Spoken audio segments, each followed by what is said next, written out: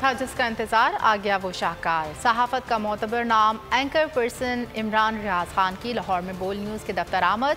इमरान रियाज खान ने बोल के लाहौर हेड ऑफिस का विजिट किया। लाहौर ऑफिस पहुंचने पर ब्यूरो चीफ खबर अब्बास समेत ब्यूरो के मेंबरान ने इमरान रियाज और इनकी टीम का इस्तकबाल किया।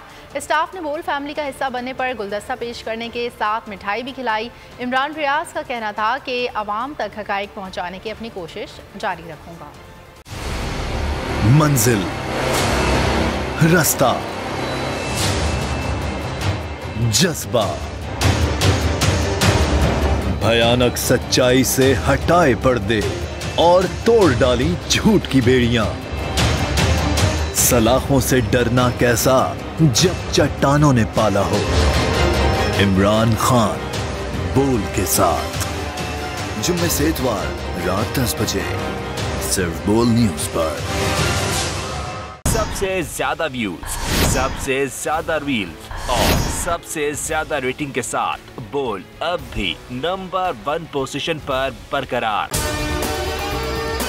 और अगर आपको हमारी ये वीडियो पसंद आई है तो लाइक पर क्लिक कीजिए, सब्सक्राइब करें और बेल दबाएं ताकि कोई खबर रह न जाए।